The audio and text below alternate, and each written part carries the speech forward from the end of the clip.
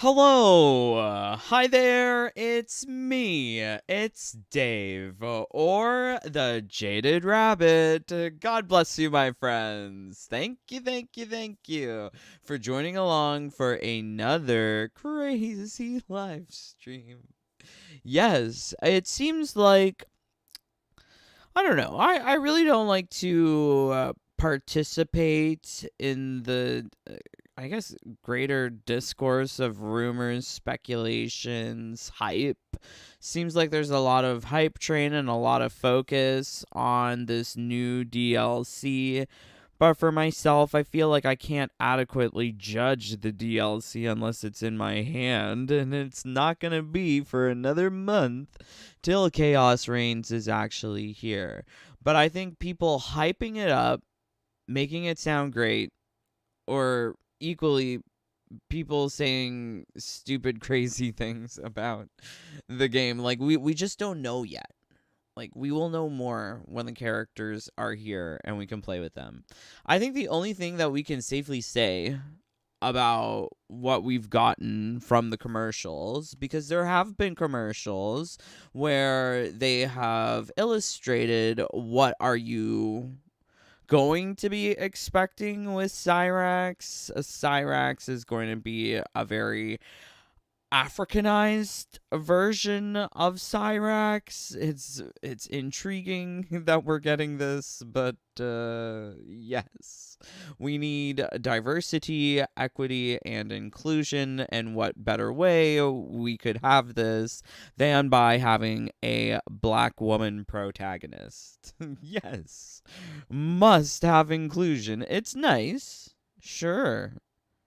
Maybe. We'll see how the story goes.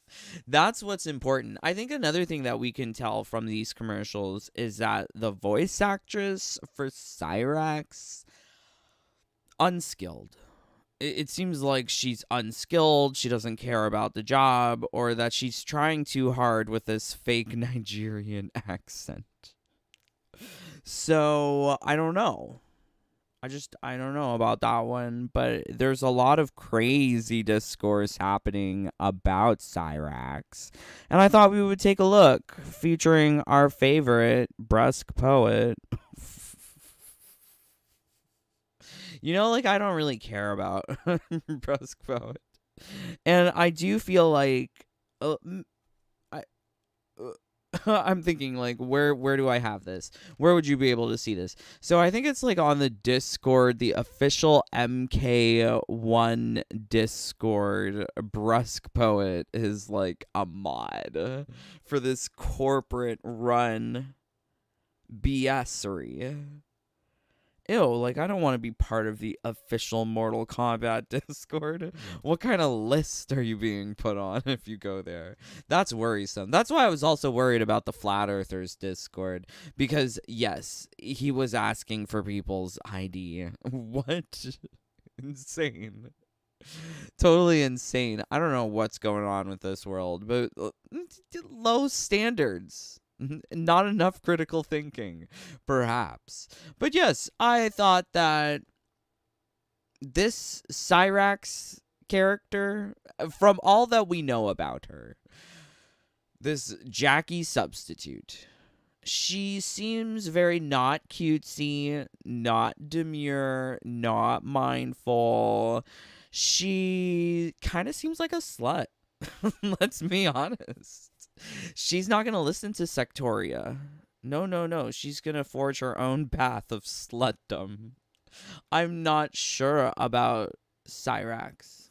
Oh, look at this. Look at this. Oh, no, no, no. Wait. Go back here. Look at this one. I love the Melina one.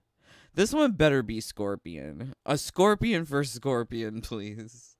But this one, I love this one. It's so cute. But where's Devora? This one looks ugly. Is that Havoc? Why does he have no nose? Is he Michael Jackson? Why does he have no nose? And look, they brought Harambe back from the dead. Justice for Harambe. Oh my word. Okay, I didn't even see that one. I didn't even see that one. Or maybe I did. I just didn't pay attention. But yeah, Cyrax, not cutesy, not demure, not mindful. Are you guys familiar with this like memery? Are you familiar with the memery?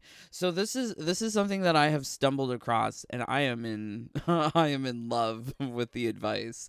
I think yeah, well, you know what? You just got to see it. You see how I do my makeup for work? Very demure, very mindful. I don't come to work with a green cut crease. I don't look like a clown when I go to work. I don't do too much. I'm very mindful while I'm at work. See how I look very presentable? The way I came to the interview is the way I go to the job. A lot of you girls go to the interview looking like Marge Simpson and go to the job looking like Patty and Selma. Not demure. I'm very modest. I'm very mindful. You see my shirt? Only a little chichi out, not my chocho. Be mindful of why they hired you. Here's your reality check, diva. What's the name you'd like me to make it up? See how I... So I think you could classify this as trans wisdom. This individual certainly knows how not to display the chochos, only the chichis. It's very intriguing, and I love that this is what is trending on TikTok. I don't have a TikTok, but I do have my feelers out there, and this is so perfect. It's so perfect to describe MK1. MK1's not demure, nor is it cutesy, nor is it mindful. Do my hair a very modest length. I don't LOL, there's nothing modest about that hair length. I don't do too long. I like to keep, very mid-length, very reasonable. Very mid-length? Bitch is delusional. I think that's what we got with this Cyrax BS. Like, it's very delusional. It's giving not cute, not demure. Delusional, not at all modest. It's not at all modest. So I don't care for this Cyrax. Also, I really don't like. I saw that like bug spider web thing. Not mindful. Think about Devora. Very respectable. I don't do too long. I don't. That's not my business. I keep my hair very demure, very short. See how I come to work? Very demure. Very terrifying. I preferred the makeup version. Please. I don't wear too much makeup. I don't come showing up with wing liner and lashes. I do a little hair oil on the wig. I do a little tinted moisturizer. I do a little brow gel. Very considerate, very approachable, very demure. Not approachable. I don't think this screams approachability, but okay. Be mindful while we're at work, ladies. This is not a fashion show. Some of you ladies come to work looking like streetwalkers with a low-cut shirt. I come very high-cut, very natural. Amen, right? Like, that's why Cyrax is fully covered up like this. She is trying to be demure, but she is not being mindful because the things that she's wearing are not cutesy, very ugly. Very, very not mindful. So I think this is what we have a huge dose of, mainly because the guy who's writing the story is like this old white guy who probably does not understand a black woman, an Asian woman, a brown person, a gay, a les. Can't understand any of the things that he's trying to pander to, but he's going to pander. Very not mindful. Not natural, very approachable, very demure. Let's be mindful and remember to be demure, ladies. See how I fly Southwest? Very demure, very mindful. I'm not crazy like these other girls. Southwest isn't like these other airlines. She leaves on time. She doesn't. Not Southwest, it leaves on time. Not like these other airlines. Oh my god. For a buck. The airplane is nice and air conditioned. She's not crazy like these other girls. We also want to say a special thank you to Jules for being on our Southwest flight. Sir, your 5 o'clock shadow is showing. Maybe you could be a little mindful and apply some foundation or cover up or something. I don't know. Today, we hope that everyone here, and including Jules, has a very demure, very mindful. Not the people on the plane are wishing that she has a very demure, very mindful day. Oh my god. I tee-hee at this. This is so stupid. Okay, so we're not getting anything demure or mindful with this game. Don't hope for it. Don't hold your breath. Don't be praying for it, because the old white guy, Dominic Sciangiolo, has no understanding of what he's writing about, but he's trying to say that it's authentic. Yeah. Not mindful. Not cute. Yeah, why does he have to make them all so ugly? It's just not cute. Damn. Okay, so here we go. So this is I love this article because it's from the BBC and they're like, very demure, very mindful. Are we missing the joke of viral trend? Well, what is the joke? It's a man telling the ladies, mansplaining how the girlies should be behaving. I love it. But they don't get it. But like these like articles, why aren't they calling him out for being a man? But much better than Josh Sater. Josh Sater's terrifying. This one's hilarious. So if Brat described our wild and unapologetically messy summers, then exemplary manners, politeness, and being a stickler for rules is what's taking us into autumn. People are bipolar out there, and I think we can blame TikTok. TikTok is screwing with the minds of too many people, making them believe in unapologetically messy summers, and then being a stickler for rules in autumn. Girl, morals aren't like the latest fashion trend. I'm so confused. Thousands of videos showing us how to refine our etiquette have popped up on TikTok, all off the back of the very demure, very mindful trend created by this drag queen. Great. I love it. Drag queens is shaping the world. No wonder they read to children. No wonder they read to children. They're just teaching the children. So even RuPaul had to jump onto the very demure, very mindful. Oh, hey. See how I'm reading this book? Very demure. I don't dog-ear pages. I put in a bookmark. And I don't divulge the ending to my friends. See, I just like keeping my books in good condition. My sister used to love breaking the spines. Ugh, that was terrible. But I like keeping mine in like a very demure state of condition. But we weren't calling it demure or mindful. It was just trying to keep it as mint as possible. Very considerate. And also, my cell phone is on Do Not Disturb. Very demure. Very mindful. I need Martha Stewart to do a very demure, very Martha, very mindful kind of TikTok or whatever. But this is very, very intriguing. So, like, what do you think? Is Cyrax cutesy? Is she mindful? I don't think she's demure. Not when she's talking to Sectoria and barking up saying that she's going to forge her own path or whatever. Ooh, she's not being a stickler for rules. That's not demure. That is not cute.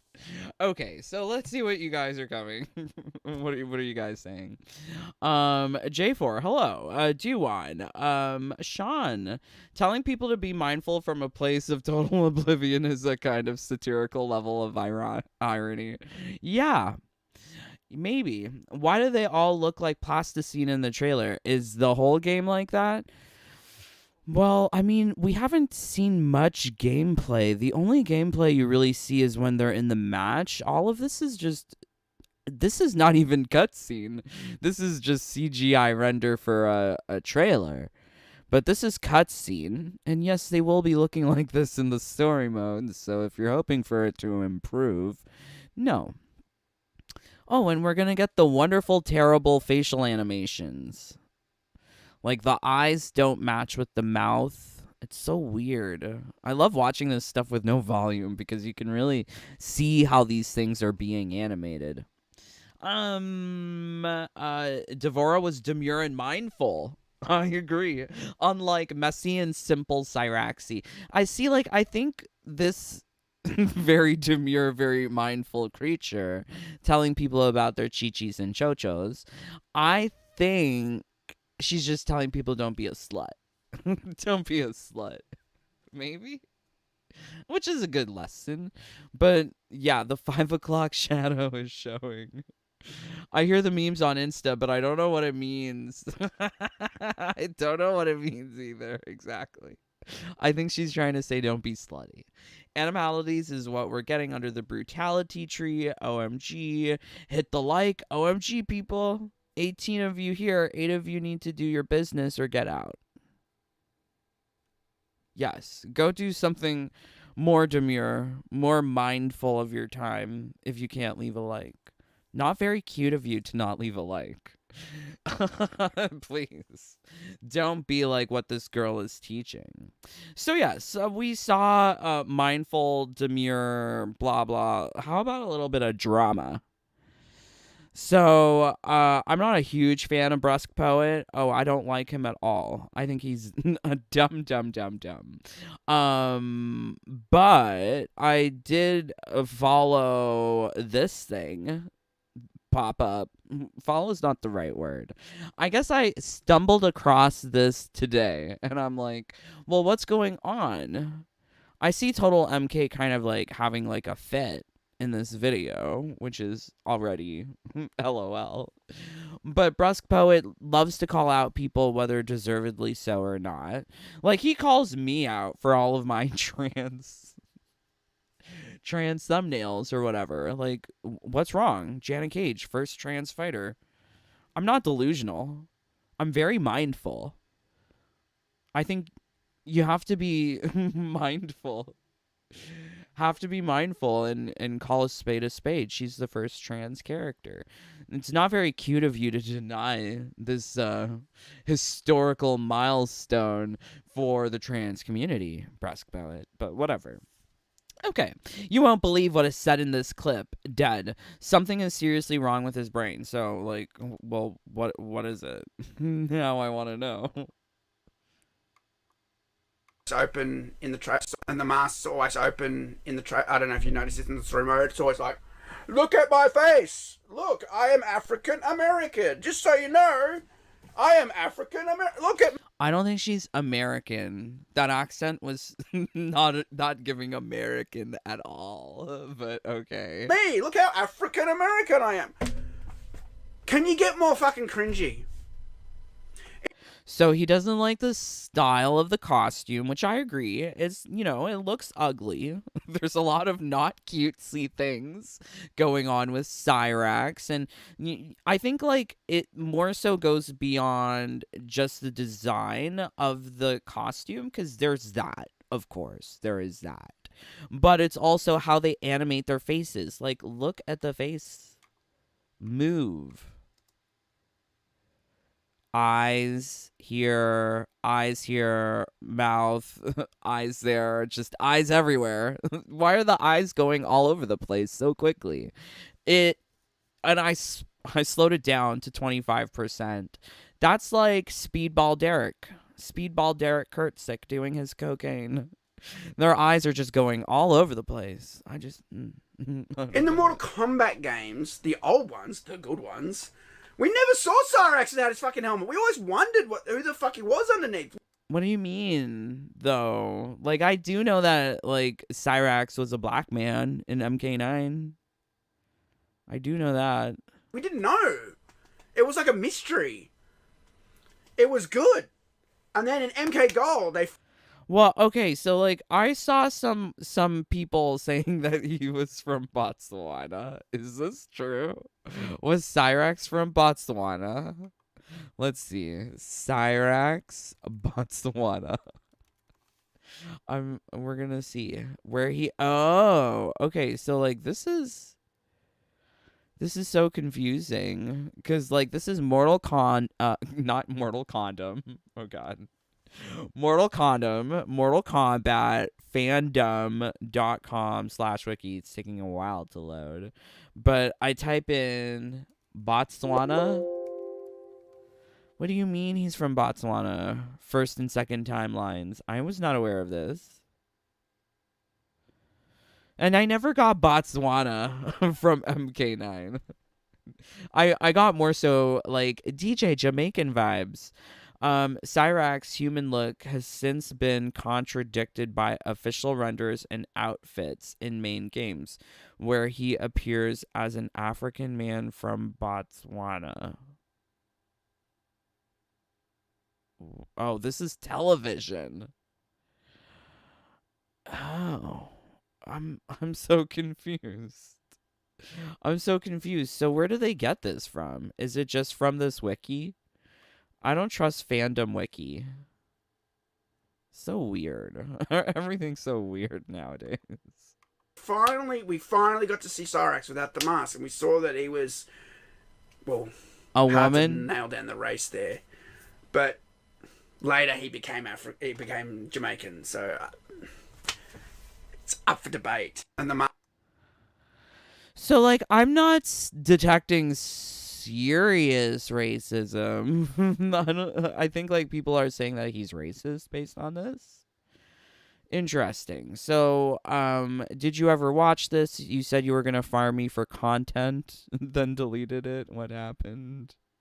Okay, MK fandom is effed. Boo-hoo snowflake. Cyrax was revealed to be of African descent and he was from Botswana. Yeah, this is this person saying Botswana. Where does Botswana factor into this? Let me see if I remember correctly. Botswana was a British colony? Was it? Botswana? Was it British? I'm just so curious.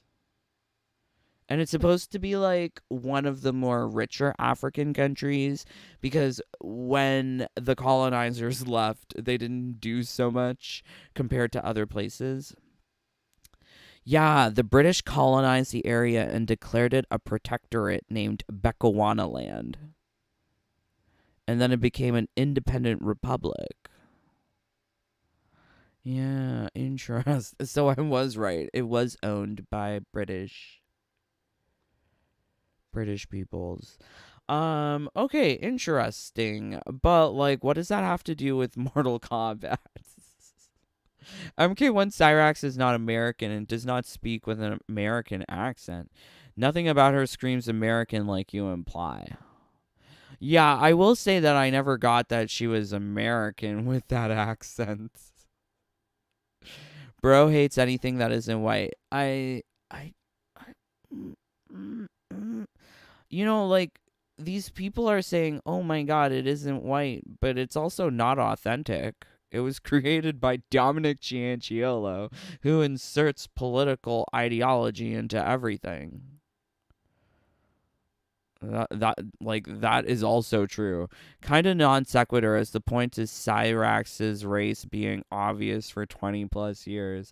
You can poison the well of the guy's credibility, sure, but it doesn't contradict the point that he's always been black in some way. Yeah, I guess there is a little bit of like delusion. I would say on both sides. But yes, all of this drama. What on earth? So Brusk is having this conversation with Total MK. All my videos I made of you are still on my channel, bub. You linking me a video where you're calling me a shill has nothing to do with your blatant racism that you're being calling out for now. Okay, so like I don't think he said anything super racist in the video though. I'm not trying to defend either one. None of them need defense. Neither of them. They're both they can both ride each other's dicks off into the sunset. but I really I don't get it. I think like there's too much ideological fighting going on, because it wasn't blatant racism by saying, well, he's confused. He didn't know that Cyrax was black. But what is it, because he called him Jamaican? Yawn. Yawn. Why don't you talk about that and explain yourself? Don't try and pivot like a coward. So this is so dumb. So dumb. MK fans, stop being weird challenge. Why is Cyrax 100 times more African but Sector is less Asian? That's good. That's a good one. Why is she 100 times more African and 100 times less Asian? These, it's because it's some out of touch old white guy who feels that he needs to tell the world what to think.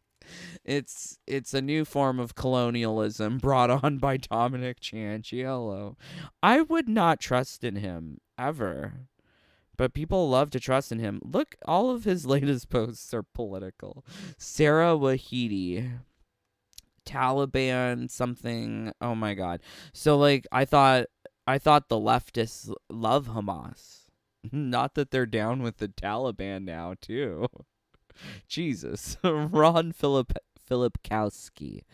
November 5th will be the most. Is it election day? Is that what's happening November 5th? I'm not American. I'm Canadian. But yeah, like he's always posting something stupid and political. So how could you not expect the game to also be stupid and political? But like this is like the leftist rhetoric. Like if you come across something rightist, I don't know what the word is, Republican, you got to call it weird. Ugh.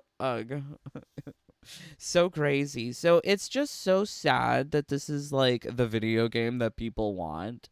Ew. It's so sad that this is the video game that people are getting. Ew. And it's so sad that people are like, she's black. I mean, like, whether or not she's black is, like, whatever. The thing is that matters is whether or not these people have talent. I think you can tell from the voice acting that this person has a very crappy Nigerian accent. And I think that's terrible. Like, we should be getting people like Scarlett or Cetrion, who had such great voice actresses. But, like, what we're getting is, like, lazy direction, mainly because this guy, who's the director, doesn't care about his job. He cares more about his politics. Yay. Politics. So, wonderful times, drama and politics. That's Mortal Kombat 1 in a nutshell. Isn't that lovely? So, yes, let's see what you guys are saying. Thank you for joining. Yeah, I don't get why people like MK1. I don't get it either. 6 of you haven't left a like. Maybe you 6 can explain yourself. She's so beautiful. I miss Jade. I agree. I miss Jade. There should be like way more beautiful characters in the game. I missed it. Not the political stuff. I know it sucks. Donald Trump? I don't know. I don't know what's going on in America, but people are talking about November 5th and Donald Trump, and Dominic Cianciello is very upset. Brusque got a brain full of rust. That's sad though, because he's young. When you're young, like, your mind should be curious and be willing to ask questions, not be full of rust. Ugh. Emojis, Mortal Condom. I know, I'm so sorry. That's gonna be the name of a video. Mortal Condom. Cyrax is from Botswana, apparently. Can we get sources? It says here Mortal Kombat fandom, first and second timelines. What was this in some character ending? I do recall one of the character endings, they revived Cyrax into a human being, and he was, like, a black man. But, like, I never thought that he was from Botswana. The girl Cyrax did give me a Wakanda feel. So like the girl Cyrax, and you know what? We're gonna be talking about like I want to make a separate video. So like my other video is gonna be like Umgadi Versaki, like all of the Africanization. Yeah, I find that very fascinating as to why they are doing like extra Africanization on this quote unquote Asian story of like Japanese and Chinese. They're like, okay, well now we need Africans. But well wait, well what about representation? Where are the people from Thailand? The Bangladeshis, the Indians, the people from Kazakhstan? Like, where's all of them? Where's their representations? Why is it all about Africa? And at the same time, people from Africa can't play on NRS servers? So hypocritical. So strange that people would celebrate this game, but alas, this is where we are. I'd rather play Super Bomberman for 500 more hours. Very nice, Fiery. I think you should probably do that. Cyrax and Sectoria look like villain. Maybe Total MK is interesting. I think they both deserve each other. I ever regret that I was part of that conversation because they're both idiots. The whole debate was filled with idiots. Too many idiots. And I've learned how much these idiots love their stupid ideas of like Sweet Baby Inc. and Flat Earth and gender delusion. I can't. Crazy. All right, so let's continue onwards. So like I know everyone loves politics, but I think this is something that you need to hear, because not many people are ever going to hear this. This is information on the leaders and developers of games and industry, and they are saying how games can become a catalyst for innovation and strengthen EU competitiveness. They are saying that there are joys of AI. They are talking about the gamification of society. This is all very like interesting, concerning things, because they are looking to turn play into environmental action. What the fuck? Like literally, what the fuck? So very few people, I think, will ever pay attention to what they're actually doing to video games. Like if you take a look at some of these videos where these people who are in charge are saying what they're doing to video games, it's got like 100 views, 200 views. No one cares. But I find it very important to know how these games are being made and how they're trying to influence our thinking without us even being fully aware. Very frightful. So we're just going to take a little look-see at some of these topics, see if any of them are... So let's learn how we can act see if as any a of them are like really changing our lives. community and collaboration, not competition, and that is important to protect the environment. Can video games directly inspire environmental action in the real world? Let's find out. I think I think we have a similar hairstyle. And for this, please give their big round of applause to Maybe project we do. manager at Playing for the Planet, Louisa Neat.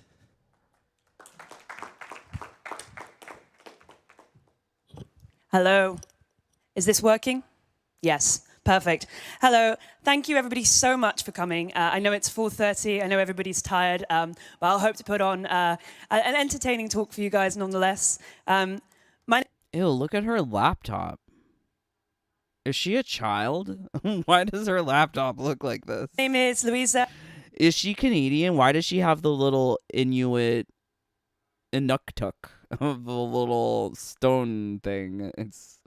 That's weird. As mentioned, and I'm project Or is that Stonehenge? No, Stonehenge is simpler. manager for Playing for the Planet, and I work on the Green Game Jam. Now, I will explain to you what those things are very soon, but when you work in the environmental space, people are... What the fuck is this pose? What is this blouse? Girl, did you need all of that shoulder? The poofy sleeves are killing me. Oh, wow. Not her email. Put your email away. very keen to know what your connection is to environmental action. You know, people ask you, you know, are you a sort of climate change expert? Are you a long-standing activist? But my personal connection to environmental action is very simple. I live on planet Earth. Okay, so she's an activist. So we've got this activist of saying how we're going to be making these games more environmentally responsible. Now, unless there are some terrible liars in the room, everybody here lives on planet Earth, and everybody here is affected by climate change. But at the same time, everybody in this room has the power to do something about it. No. No. Don't ask me to do anything for climate change. What do they want from me? What do they want from me? They want me to play their climate change video game? No, thank you. And I'm going to talk to you today about how we're doing that through games. If you work in the games industry, I hope you'll be able to apply that to your own work. And if you don't, I'm hoping to give you some takeaways that you can apply in your own field and in your own kinds of messaging. So, to begin with, I'll give a brief insight into the work that we do at Playing for the Planet and a kind of top-line explainer of the Green Game Jam. And then I'll share these three takeaways that I hope you'll be able to kind of carry with you into the world as you leave on this beautiful sunny day. So the first thing is this idea that working together on messaging that is active and incentivized can yield some huge results. The second thing is that showing people how to take action collectively can be more effective than individually raising awareness. And I don't know. It sounds sort of like brainwashing. Brainwashing. Let's see what they're saying. Pioneering annual project that challenges game studios to embed pro-environmental activations into their games and social media platforms. And then she gives different examples by outlining behavioral theory with their Green Game Jam's action first approach. Fuck. Okay, so we need to skip forward to the behavioral training. How are they going to condition people?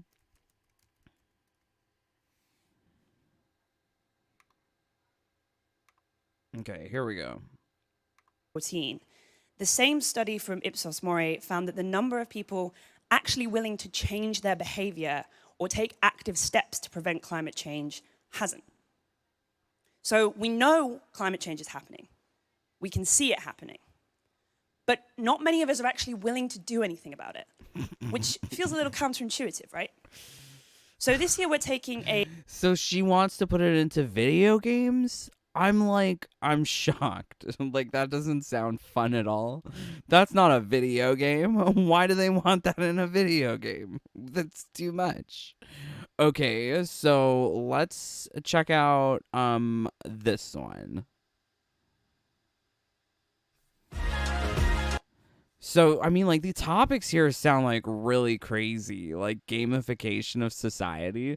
Some of their launched projects include games for children going to hospitals, city cleaning campaigns, national fire awareness, learning children how to program.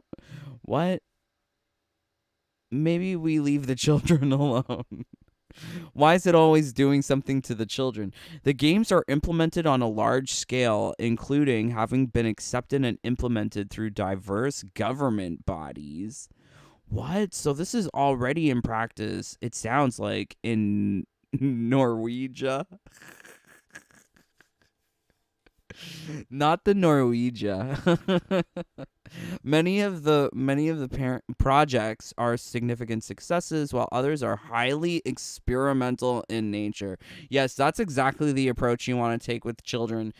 treat them like experiments. That sounds great. In this talk, Jørgen goes through some of the key lessons, insights on how Megapop, ooh, they make it sound so fun, Megapop made this happen. Hint, it's a long road. Great. Let's hear how they effed up Norwegia. Okay, so welcome back at the main stage. Also to our viewers in the live stream, because we had a lot of fun with our viewers in the live stream in the past hour. Yeah. And now we're back on the main stage with another great session. And if you have been following us on the live stream, you already know Jørgen Tharaldsen, because he's... Is she a person of color, or is she a Rachel Dolezal? I can't tell. Been one of my candidates in the most fun interactive show we ever had. And to all of you, let me just quickly introduce you, Jørgen. You are the founder of Oslo-based games developer Megapop, but you've been in the industry for more than 30 years. You have been working as a games journalist, product director, producer, game director, CEO, and political lobbying. And for the past 10 years, you also worked on gamifying the Norwegian society. Yeah. Oh, God, that sounds so scary. Not gamifying the Norwegian society. Oh, my word. He's worked for Game of Thrones. What did he do? He didn't act in it. What did he do? So accordingly, I'm curious to hear you talk. Now it's called Gamification of Society. And because we are running late, we just have to be quick. I leave the stage. This is yours. Okay, thank you so much. So join me for the ride. It's going to be a lot of information and try to pack it into 20 minutes. It's like a Hawaiian-style shirt, but with snowflakes. It's different. It's an interesting style. I'm going to touch on some of our project. My name is Jørgen. Like she said, I've been working with games for 31 years, but it's been ever since my childhood. I've been super passionate about games, and I'm interested in games not just as an entertainment form, but what games can do, and they always brought me a lot of emotions, right? And I had so much fun with games, and I've been spending my whole life giving that emotion and joy back through my work as well. I run a company called Megapop, a lot of talented people out of Oslo, founded that 12 years ago. Our best game so far is the top. So, like, how does this affect the children, though? Okay, so maybe we just go transcript. Let's search up children. I want to know what they're doing to the children. Okay, here we go. We made a game for all the schools in Norway where children can learn about fire safety, mixing with all the firemen that actually came to the schools. We did something like that. And that started a journey and a transformation on what kind of games are we actually making. I don't know. I think you should teach the children about some things in real life, like a fireman. Like, you're not going to be going on Uber ordering up a fireman to come put out your fire. Like, you're going to be calling 911 in the case of an emergency, and you should be prepared for what happens when you call emergencies. But, like, I guess they're not teaching that. They just want video games. And a lot of e-learning type of games through a few years. I think we're the only company who worked with Kahoot, for instance, that a lot of people know. We learn every Norwegian kid programming, got great ratings for that. Driving license. Okay, well, I guess like for older teens, it makes sense, driver license stuff, but it just sounds like an online book. That doesn't sound fun. Well, how could they make that into a game? It's not a game. It's just learning. Zalabi Zed Fellini. I don't know what they're teaching, really. We've been helping out on at least a mini game within getting all the Norwegian kids to read, which has been super successful. Not our idea, by the way. We've been into all the classrooms learning Norwegian. It's a lot of e-learning type products. And here we learn people the boat driving license. So this is together with the government. Oh, it's a boat driving license. So it's like a simulator? Oh, that's the coastal service. So we started using games where you could actually ride the boats, and then afterwards you get the actual license. Yeah, but what happens when you go out on the water drunk? Did they simulate that as well? This was very successful for them as well. So at this point, through these years, we saw that games can be applied to almost anything. Almost any industry is open to games, and you can use it. and we just did it. So that's a lot of proof points here as well, not just kind of like, oh, wouldn't it be cool if we have lots of examples at this point. They got a big market share on this one. This was in the browser. We did museums, we did lots of different engines, we touched on like all kinds of different technologies, but at the same time, some of those lessons from all That looks like Zangief with a gun. What is that? those working on all these other products was that we were, always on top of other IPs. Always problematic funding. No one had money for games. They wanted it, and it's quite expensive to make games. So we saw that it was. I mean, like, this sounds like pretty crazy, like adapting video games to suit all sorts of situations. It also sounds very pricey. Like, how do you make a good quality game for an industry that doesn't really need games? Yeah, this seems like a frivolity. Like, why even bother if the industry doesn't really call for it? Like, Fireman. Like, you're not using a video game to call the fireman, are you? Adding more mascots, so it's becoming like a national kind of, if small children are going to hospital, they should play this game. Now we're just adding Gusse, the character from the Trondheim hospital, so that's coming out. It's been really hard to find funding for this, so I guess we have made nothing on this game. May never do it either. It doesn't always matter. It's fine. But I'm sure there's some government subsidy paying your bills. I don't think that he's hurting for money, but this is interesting, very fascinating. I think that there's something here. There's a lot of small assignments that you are doing, right? So there's a hallway, and you can go to different rooms and play different games, but everything is correct. So it will look something like this. Super simple. There's going to be a limited budget on these things. Jeg heter Rasmus, og jeg har et nytt spill. God, it's so dystopian. They're Norwegian mice teaching Norwegian children how to go to the hospital. For deg som skal på sykehuset. Kom, in Norwegian, så sorry. går vi og utforsker ting sammen. The mouth is moving, but the sounds aren't coming at the same time. It's scary. This is so goddamn scary. Her kan du lære mer om forskjellige undersøkelser. And we've seen some Did you see his mouth twitch? That's freaky. Children doing testing, like, they play it Oh all. my god, this could be like in the next Annabelle Ratatouille. Norwegian Annabelle Ratatouille. Like, I'm dying. This is so scary. I don't think I like this. Over and over and over. And the doctors also believe this can be used for trauma after things have been, after you've done something traumatizing. Oh, bitch. You can actually read. This is causing trauma. This isn't helping trauma. This is causing it.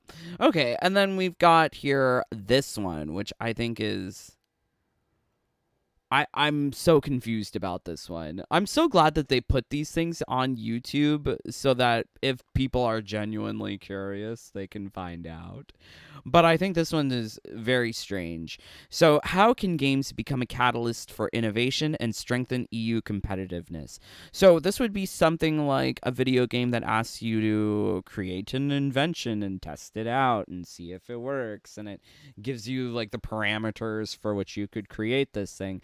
But then all of your creations, all of your coding, and all of the things that you create within the game are then owned by the company, which then could be used to turn a profit. That would be innovation and strengthen EU competitiveness. But when they say it to EU, like, is this something being run at the federal level in Europe over there where they are looking at direct integrations with games? Like, that's, there's just so many questions here. So, and not enough answers from the little bio. So, good afternoon, everybody, and welcome to our panel today on how can games become a catalyst for innovation and strengthen EU competitiveness. My name is Anne Becker. I work for Video Games Europe. That's the European trade body representing the video game industry. So this is a legitimate politician describing Roblox, essentially. Yeah, it sounds like Roblox. You're right. So they're gonna make Roblox, government Roblox. Like, this is fully a government politician lady. How does she have the job that she has? Let's be honest. She's with the trade association representing video games. No, this is not. If she's with the trade association, she's corporate, not government. Okay, so let's listen. I work for Video Games Europe. That's the European trade body representing the video game industry. Yeah, so she's representing industry, not government, but very fascinating. In Brussels, and I'll be your moderator for this session. For this panel, we will discuss where is the growth and competitiveness in the EU, who are Europe's real digital champions. We will discuss the role of games as catalysts for innovation, supporting also other industries. What is the role of policy to ensure that Europe does not miss out on opportunities that the video game sector can offer to drive growth, jobs, creativity, and innovation? Oh, they wanted to solve their economy? That's interesting, considering like video games are not essential. They are very much a frivolous thing, but I guess they're looking at places like, I don't know, South Korea, Japan, and wanting to have their own industries of developing studios. Like, when I think about European-made games, like, well, which ones are there? So, like, I like this one. This one's a European-made game. And that's, like, it. That's the only one I can think of. Gris, made by some like Spanish studio. It's very beautiful, a very, very beautiful game. But damn, yeah, like I guess they want to establish more of like a presence, maybe. So I don't know if everybody attended yesterday's political opening, but some of the key messages there. Political opening, is that what you? Is that what's in Kamala's pants? Because that's how I heard she got her job in San Diego. Was that it's quite urgent to ensure that the video game sector has the capabilities to ensure that Germany and Europe does not lag behind in international competition. So to do so, to follow up on this discussion, we have a great panel with us today. And I'm pleased to introduce Renata Nicolai, Deputy Director General of the European Commission, Director General... Wait. The European Commission? The EC?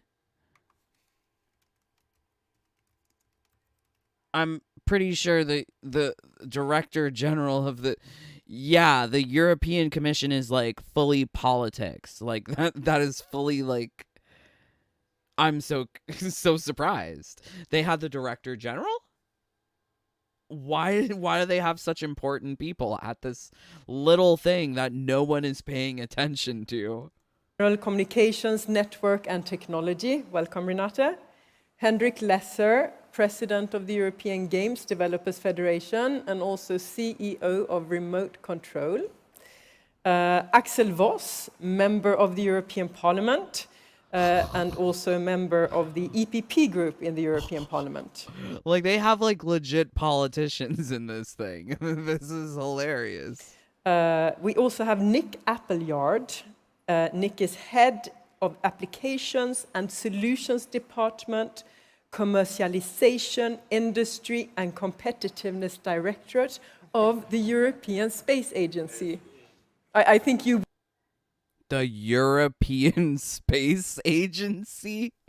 What the hell is going on? This sounds so conspiratorial. Why are all these bigwigs here talking about video games? Win in terms of longest title today.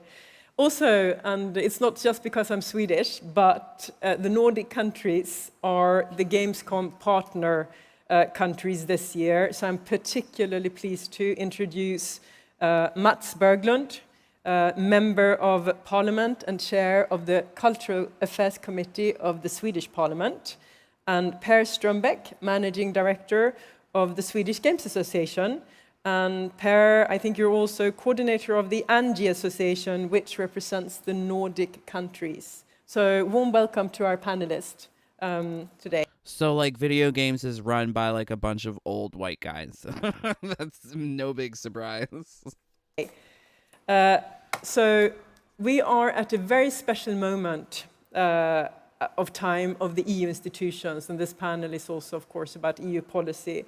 We have a new European Parliament that has just been elected and will kick off work in the autumn. So, like, is that why they put Cyrax in front in MK1? Is because they're like, oh, don't take away our jobs. We're not racist. See, we have fake Nigerians. Is that why Dominic Cianciolo does that? To better secure his job? I'm just trying to figure it out. It's very perplexing seeing this too, because what do you mean strengthen EU competitiveness? We will have a new European Commission later this year. We do not yet know the composition. So this is why we have asked Renata Nicolai to share with us some thoughts and insight to set the scene for this panel on how the Commission plans to amplify innovation and competitiveness of the European video games ecosystem. And following this, we will kick off the panel discussion. So, Renata, you work for DD Connect. It's probably one of the most exciting directorates in the European Commission because it has a very privileged position. It covers a multitude of policies ranging from infrastructure. I love that this bitch is saying that the other bitch has a cushy job. Ooh, you have one of the most privileged cushy jobs ever. My God. What is going on here? What is this self-congratulatory behavior? Structure, networks, to technology, to content. It also runs important programs for supporting investment and funding, and of course also for the video game sector. So with this, Renata, I'll pass over to you for an introduction. You can come up here. Maybe you need the mic for this. Yeah. That dress looks like a bathrobe. Thank you. Thank you, Anne. Good afternoon, ladies and gentlemen. And thanks for giving me the possibility to set a scene for this great panel. So the European Commission is at a relatively high level here at Gamescom for the second time.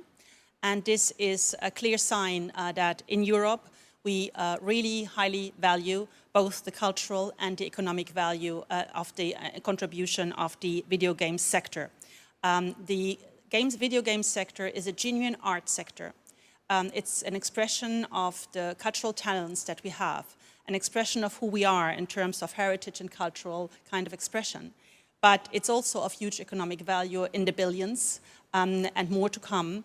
Oh my God, it sounds like David Zaslav saying, we need more live services. It sounds like that. These guys want more video games for money? And also to, quote unquote, strengthen their cultural whatevers. This is too much. You see that also in the cross-fertilization. I've just been at the Gamescom campus, and it's very telling to see how many other sectors are here to kind of... How many of the cosplayers were attending this? Do you think any of the cosplayers were there? LOL. Capture the talent and spread the news about how the talents from the video games industry can be supportive of other sectors. The video game sector is at the cutting edge of innovation. It's a test bed and an incubator for new technologies, which are then being picked up elsewhere, which are... Oh, that's kind of scary. Yeah, if they're going to be testing any sort of monitoring, any sort of AI... they're going to be testing it out on gamers first. Okay, I believe it. Used elsewhere, in schools and factories, on training grounds. So it will always be a catalyst for innovation, that's for sure. So where are we in Europe in terms of what we have done for the sector, what we can contribute and what we should be doing next? I want to cover a couple of points. First, artificial intelligence. Oh God, yeah, that's what I was saying. Like, they're going to be testing out all those AI algorithms on players first because they can. There's no regulation preventing them from using the players as unpaid beta testers. I know it all too well. This is terrible. This is when talking here in the booth with some of the actors and the exhibitors, it's very clear that the sector is in the process of kind of implementing Gen AI in their kind of, or AI in general in their kind of programs. It's a tool, that's what they all say, but of course it's also an important revolutionary potential technological advancement. Here, it's also a promise for the sector. It can reduce cost. It can enhance the quality of the games. It has a potential to help developers to bring larger, more immersive, and maybe also more personalized experience to future games. I'm sorry, I don't think you can make AI feel super personal. No, I don't think it's personal. These algorithms are not personal. They are computers. We've done in Europe. We have done a double trick. We have presented or adopted the AI Act, which is a smart, future-oriented regulatory framework that is risk-based. Oh, wait, the AI Act? The AI Act European Commission. Oh, what is this? Shaping Europe's digital future. First ever legal framework on AI, which addresses the risks of AI and positions Europe to play a leading role globally, laying down harmonized rules on AI, providing AI developers and deployers with clear requirements and obligations regarding the use of AI. So this is like their first attempt at regulating it. And it seems like they're setting a precedent internationally, because we don't have one of these here in Canada. I'm pretty sure there's not an AI Act in America. But this is very interesting. I'm learning. I think this is very important stuff that we're all seeing here. I think if you don't open your eyes to hear what the leaders, what the government people in charge are saying, then you would never know, which is so wild. And principle-based and future-proof that kind of protects us with guardrails against what are these hand motions she doing? Against harmful kind of, applications. That's not the video sector, the video game sector.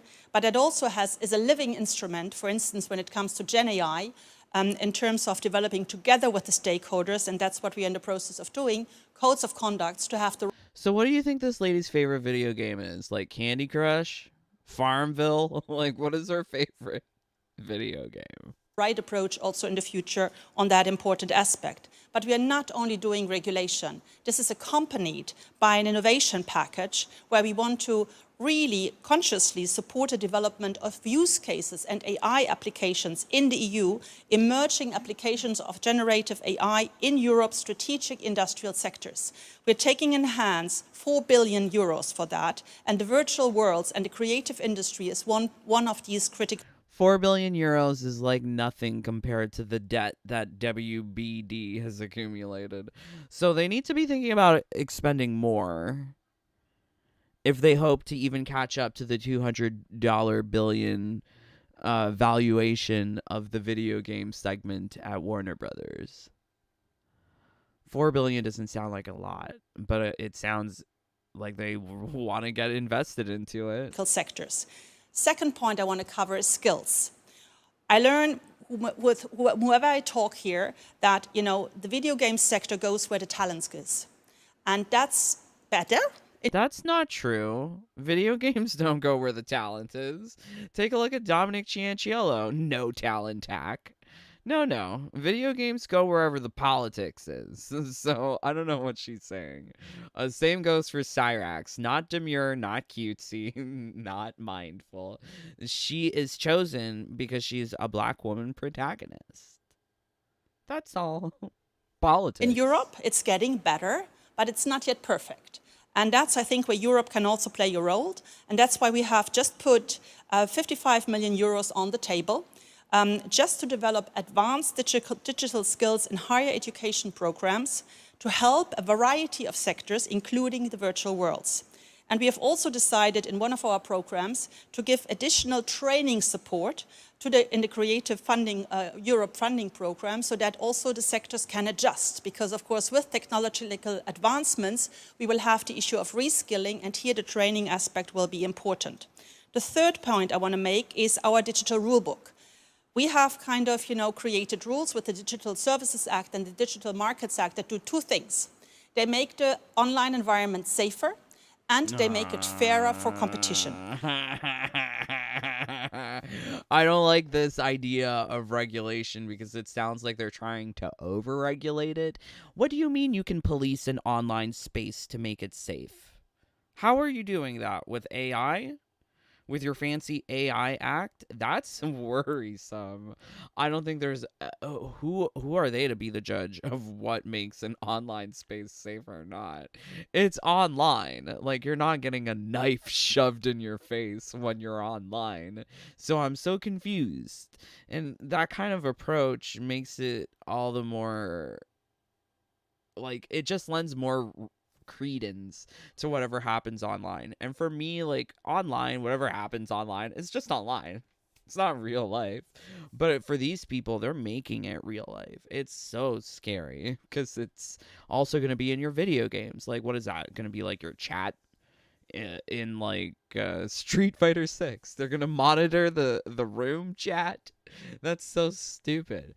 So that's crazy. And I think like people in Europe, they should at least be aware of what their politicians are doing. And I think we should be aware too internationally, because when I used to work for the drug industry, a lot of the things that would happen first in the UK, EU, would then bleed over into the rest of the world in terms of rules and requirements. So I can totally see that happening with this, and this is just not the panel that I wanted. And when it comes to the fairer competition, that's the Digital Markets Act, we can already, after a couple of months, see the fruits of it. So how do you manage fairness in competition? Aren't you supposed to just let the market compete? So it sounds like they're not capitalist. They want to be very command economy about video games. Cool. Great. Do whatever you want, Europe. It sounds crazy. Friday, we saw that Epic opened its own mobile app store. This would not have happened without the Digital Market Act legislation in the EU. We also see that there are alternatives on iOS systems. We have alternative payment systems. We have totally different... So they're saying that their digital fairness in competition allowed them to have Epic mobile game app. I guess it's to offer competition to Steam, but like what? It's so silly. Distribution. Not that they're applauding themselves for having a mobile app. Channels. This is a huge opening for competition and for a lot of new players to have their fair share in it. But we also kind of need to continue to make sure that under the Digital Services Act, we have a safer online environment, and here minor protection online will remain an issue. And we want to work with the sectors, including yours, of course, to kind of, build on the Digital Services Act, have the right guidelines to have, a minor protective space, have in the future age verification systems that are harmonized in the EU so that we build together that safer online environment. And the final point I want to make is connectivity. So like age restrictions, harmonized age restrictions for content. That seems so minuscule compared to what other things are happening. Whilst we are in Europe rolling out a 5G, we are already looking ahead at 6G. And that will multiply your technical possibilities, amongst other fields, in developing extended reality. Yeah, it sounds like they're trying to get investors investing. It sounds like a lot of talk about money. And I think like that's another thing to realize here is that all of this stuff about politics usually goes hand in hand with money. These people are talking about a political issue, whether it be AI or environmental activism, but it's also done in the same breath of, please give us your money so that we can continue doing this life-changing work. Yeah. I think like watching these whole videos, I might be doing this in my spare time because these are very, very fascinating to me, especially this one here too. Next level democracy. Yeah, sure. Unless there's some like way to vote for either Kamala or Trump inside the next Mortal Kombat 1 DLC. I think that's where it's going if they want to have next level democracy. Yeah, I was watching RuPaul's Drag Race and they had Kamala be like, "Go vote." So she came to the gays hoping that the gays would vote for her. So like, yeah, maybe she'll be like in the DLC. Who knows? Actually, you know what? We got her. Her name's Cyrax. All right. Well, let's see what you guys are saying. Thank you for joining. All they talk about is money. They said nothing about types of games, gameplay, IP, nothing. No, because their concern is not about the game or the game content. Their concern is how they can start using their player bases to test technology, like their AIs. It's so scary. And also, they want to be able to have some greater form of regulation, I guess, because they also want to take a bigger cut. They want to get some of that sweet video game money, potentially billions, which is why they're throwing, well, they stated 4 billion and then 55 million, but like that's nothing compared to some of these studios. Activision, EA, Warner Brothers. They're spending way more money than that. So, I guess like EU's got to get serious. MK11. Yes, MK11 great. Ed Boon posted sector gameplay tweezer on Twitter. Well, that wasn't there when I looked earlier. And I don't really care to see it now. Let's see. Is it there? 46 minutes ago. Yeah, I guess maybe we'll check it out sometime later. Not really super hyped about it. Do you blame me? No wonder games are shit now. Exactly. How can we strip all the fun out of fun? Why aren't you working? Exactly. Just look at her. She's never played a video game in her life. You know, she might like a good game of solitaire. You never know. Gin Rummy. What's an old lady game? I guess I would say bridge, but I love playing bridge, so I guess I'm an old lady. Hashtag Raven. Lucky is back. Lulu is supposed to wake up soon. OMG. I'm gonna have to watch that. Like, I used to watch GH. I used to stream it from the TV website. I don't know if they still do that. I hope they do. That would be nice. It's just a matter of fecal, maybe CJ. Yes, a crazy times. Still playing MK11, wondering how you did that command throw unattached to the rest. If you press all the buttons, it'll still do the command throw, even if the first part of the string doesn't connect. I think you're talking about like 1, 2, L1. Yeah, if you press the buttons, the L1 will still hit if they're like blocking. But yeah.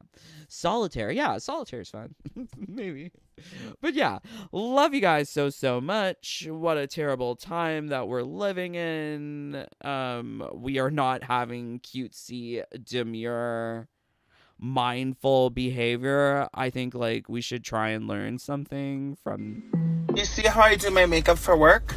Very demure, very mindful. I don't come to work with a green cut crease. I don't look like a clown when I go to work. She don't look like a clown when she go to work. What? So yeah, like I just wish that like the developers of MK were more mindful. I wish they were more demure. I wish they were more cutesy, because if they were, then I wouldn't be in the situation that I'm in now with all of these ugly ass bitches wondering why does the game look so bad. But yeah, trans wisdom. Trans wisdom is teaching us how to be modest and respectful in this modern age. Maybe Dominic Cianciolo could learn something. But yes, if you learned something here, leave a like. If not, leave a dislike or get the hell out. Live stream over. Bye. Or join the fam if you really like what we do. Please do join. Much love to all of my brothers and sisters, but huge shout out to Sam. Sam, is you T8000? Is you the Shillinator? Who's Sam? Who's Sam? Love you, Sam. Also, love you, Jay, for It's Yo Girl Australia. Love you. Hope you guys are having a lovely times. But until next time, please stay safe, stay healthy, stay happy. Bye, my friends. Take care. Peace. Love you guys.